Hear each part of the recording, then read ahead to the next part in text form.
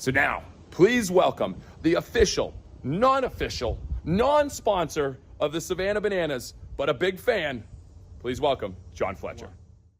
Well, thank you, my friend Jesse Cole, owner of the Savannah Bananas. There are no hidden tricks with today's 15 on Fridays with Fletch.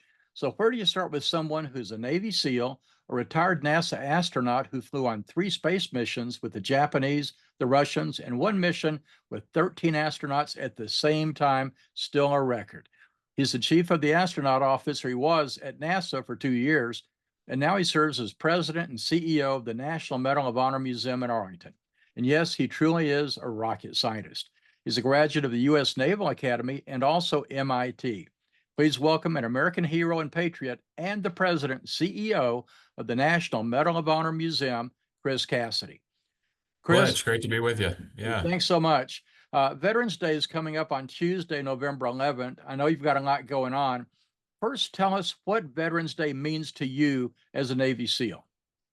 Well, it's not just as a Navy SEAL, but as somebody that wore a naval uniform for 28 years, it has grown to mean different things throughout my tenure or my life as a related to the military.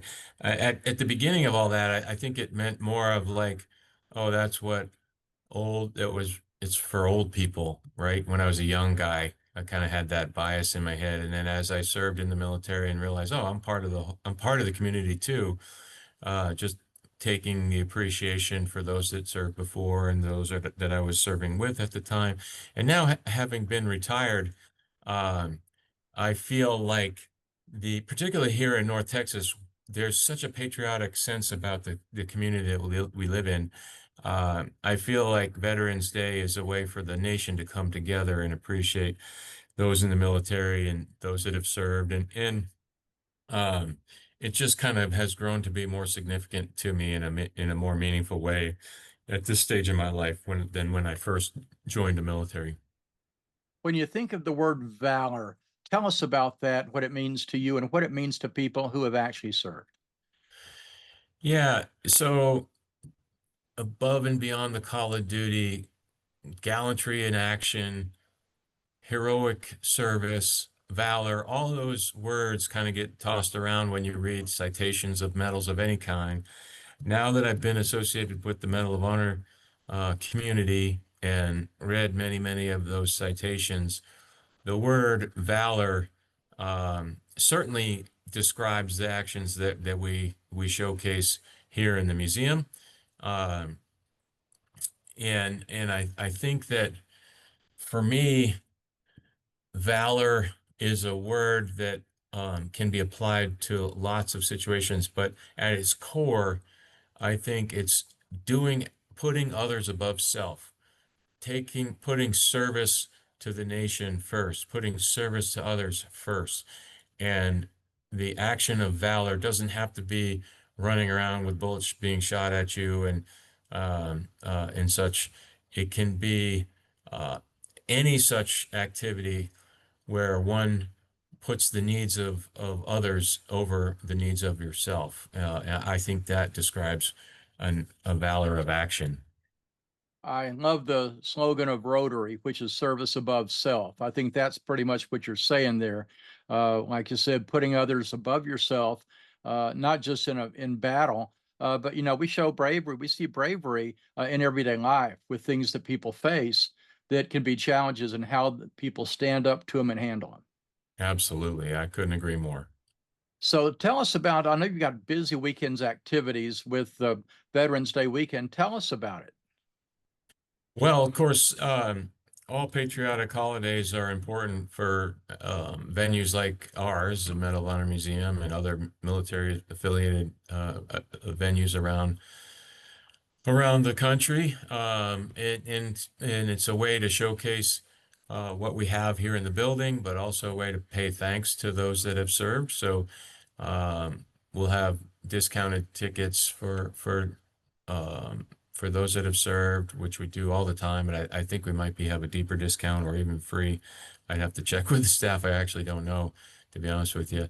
But all active duty people are always free to come to the museum. And on July 4th, we had a really nice event on the lawn of the museum, outdoor events and family related activities, and we'll have something similar on Veterans Day. I'm excited for all of that. Um, so it's just a special time to pay tribute to those that we showcase in the museum. What do people need to know about any special ceremony that takes place on Veterans Day? We've got a nice rotunda that is a picturesque setting to have flags and some sort of commemorative activity, and we'll do something very similar to that.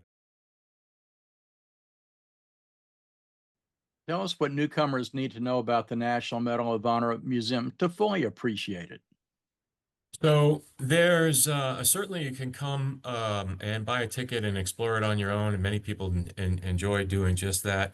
And I'm kind of more of that type of a museum goer where I just prefer to read and take my own time. But since we've been open, I've had the pleasure of joining several of the tours, and we have some fantastic tour guides.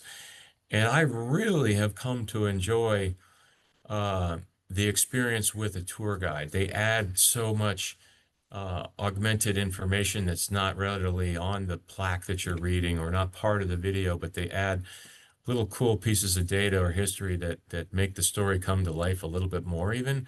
And then that takes an hour, the guided tour, and then you're free to stay in the exhibit deck as long as you want and read and view and interact with displays as much as you want beyond that. So I personally would recommend being part of the guided tour experience just because the exhibit guides are so knowledgeable and have really cool, interesting facts that enrich your experience here. And you can do it in small chunks, especially if you become a member. Then you can come back as many times as you want, and then you can take like just an hour here, and in a month from now do another hour, and you can read another section. If you're coming in just one day, definitely several hours, 2, 3. In some cases, people spend 4 hours reading, experiencing everything to experience. But I would encourage folks to be a member, not because I'm trying to sell you on anything, but just then, especially if you're local, then you can come back as many times as you want and take it in chunk by chunk. So tell us about if you were to say the 3 most popular areas that people visit and that they comment the most about. Tell us about those. Well, there's a movie that is about 7 minutes long. That's the very first thing that everybody experiences. The exhibits are upstairs. You take the elevator or take the stairs, and it enters you into this circular theater. And there's sound and screens on the inside and outside of the circle, kind of like picture a donut type shape, and you can wander around. And that 7-minute video is my favorite part of the whole entire experience because it's very moving. It sets the stage of what the medal is, what the people are, or what was going through the minds of the people when they did their action and when they got awarded the medal by the president, and kind of takes you through that whole journey in a very emotional way. I love it. It's my favorite part. And then you exit that and it's a very open concept design. You can take any path you like. And that's, I think, another cool aspect of it.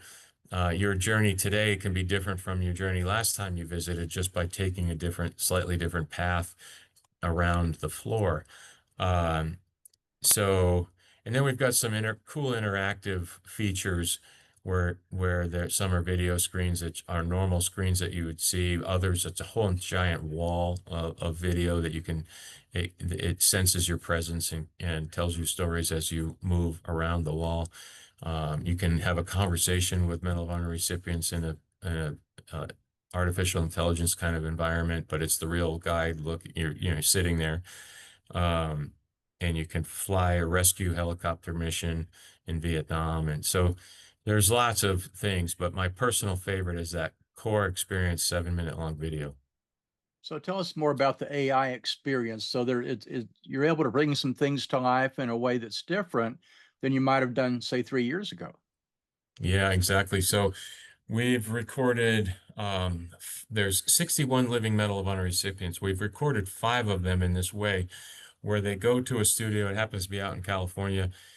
They sit in the studio, and there's about 25 cameras all around them. They have to sit in the same chair, in the same clothes, and they get asked approaching 1,000 questions over a several-day period, and they answer their answers. And then the algorithm then takes all those answers and puts it together. And now people can sit down in our exhibit space and ask the recipient any question, and it will deliver the answer that they have, and the AI kind of pulls together their words from other answers, and you can have a legitimate conversation with that recipient sitting there right in front of you. I think it's pretty cool. Well, that's fascinating because when you consider being able to, as you mentioned a moment ago, to see what was in their minds, hear what was in their mind when they were engaged in not a battle, but in those moments before battle and all the Right. things that are going on, the strategy that's going on. I mean, there's a depth, there's a level. It's not just walking in and seeing uniforms and medals. It's a lot deeper It than is that. it is way deeper than just walking in and seeing uniforms and metal. We would not get repeat visitors if it was just coming in and seeing uniforms and medals. So, what are the most important compliments that you've received from people? What are they saying about how it's touched their hearts? Great question. We About 3 weeks ago, we had what I call the perfect day.